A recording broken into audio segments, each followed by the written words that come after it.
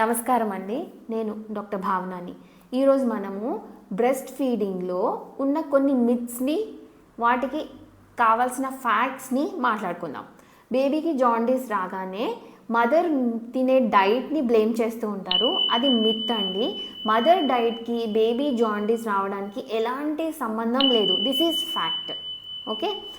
And మదర్కి fruits, vegetables avoid చేయమని చెప్తూ ఉంటారు. బికాస్ బేబీకి జలుబు చేయొచ్చు అని, బేబీకి ఫుడ్ అరగదు అని, బేబీకి మోషన్ ప్రాబ్లం వస్తుందని. ఇది అబ్సల్యూట్లీ రాంగ్. మదర్కి వెజిటబుల్స్, ఫ్రూట్స్ ఇవ్వడం వల్ల బేబీకి న్యూట్రిషియస్ బ్రెస్ట్ మిల్క్ అయ్యి బేబీ బ్రెయిన్ డెవలప్మెంట్ బెటర్గా అవుతుంది. అంతేకాకుండా మదర్కి ఉన్న కాన్స్టిపేషన్ ప్రాబ్లం, మోషన్ టైట్ అయ్యే ప్రాబ్లం కూడా తగ్గుతుంది. ఇన్ అడిషన్ మదర్కి ఇలాంటి డైట్, న్యూట్రిషన్ ఉన్న డైట్ని ఇవ్వడం వల్ల మదర్ హెల్త్ కూడా బెటర్గా అవుతుంది. రైట్. నెక్స్ట్, ఇది ఫ్యాక్ట్. థర్డ్ థింగ్, బేబీకి సన్లైట్ ఎక్స్పోజర్ చేస్తే బాగా వైటమిన్ డి వస్తుంది అనుకొని ఎర్లీ మార్నింగ్ సన్ రైజ్కి వెళ్ళి ఎక్స్పోజ్ చేస్తూ ఉంటారు. అంత పెద్ద యూజ్ లేదండి దీంతో. అదే this is myth, this is not fact. So fact వచ్చేసి మదర్కి మంచి ఫుడ్, వైటమిన్ డి ఎక్సెస్గా ఉన్న ఫుడ్ ఇవ్వడం వల్ల బేబీకి వైటమిన్ డి వెళ్ళి బేబీకి హెల్దీగా వైటమిన్ డి లభిస్తుంది. అంతేకాకుండా ఈ మధ్య మేము అందరు బేబీస్కి at birth to 1 year of life vitamin D drops ఇస్తున్నాం. దీంతో కూడా బేబీకి అడిక్వేట్ వైటమిన్ డి వస్తుంది. Okay. So this is the fact. So vitamin D containing food items వచ్చేసి ఫిష్, మెయిన్గా fish and milk products, nuts, ఇలాంటివి మదర్కి ఇవ్వడం వల్ల వైటమిన్ డి అడిక్వేట్గా బేబీకి వెళ్తుంది. ఇది ఫ్యాక్ట్. ఓకే.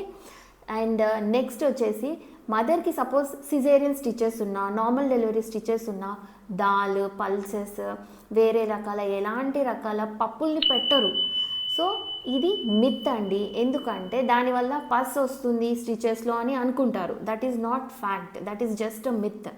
ఫ్యాక్ట్ వచ్చేసి మదర్ హైజీనిక్గా మెయింటైన్ చేయకపోతే, అంటే డైలీ స్నానం చేయకపోవడం, స్టిచెస్ని అడిక్వేట్గా హెల్దీగా ఉంచుకోకుండా ఉండడము, అడిక్వేట్గా చేంజెస్ తన ఇన్నర్ వేర్ని కానీ డ్రెస్సెస్ని కానీ క్లీన్గా మార్చుకుంటూ ఉండకపోవడం వల్లనే తనకి స్టిచెస్లో ఇన్ఫెక్షన్స్, కొంతమందికి తన బాడీ తీరు వల్ల, లేదా తనకి డయాబెటీస్ ఆర్ తన ఇన్ఫెక్షన్ రేట్, యూరిన్ ఇన్ఫెక్షన్స్, ఇట్లాంటి అదర్ ఇన్ఫెక్షన్స్ ఉండడం వల్ల స్టిచెస్కి ఇన్ఫెక్ట్ అవుతుంది. కానీ ఇలా దాల్ కన్జ్యూమ్ చేయకపోవడం వల్ల కాదు. ఇది ఫ్యాక్ట్.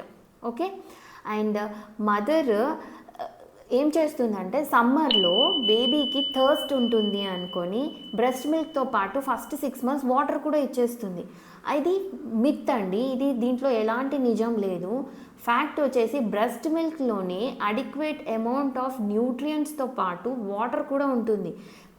బేబీకి అవసరానికి తగ్గట్టు ఎప్పుడైతే బేబీకి థర్స్టీ ఉంటుందో బ్రెస్ట్ మిల్క్ ఆ విధంగా మాడిఫై అయిపోయి ఎక్సెస్ వాటర్ కంటెంట్ ఉంటుంది. బేబీకి హంగర్గా ఉన్నప్పుడు ఎక్సెస్ గ్లూకోజ్ ప్రొడ్యూస్ అయ్యి బేబీ హంగర్ని తీరుస్తుంది. ఇలా మాడిఫై అయిపోతుంది బ్రెస్ట్ మిల్క్.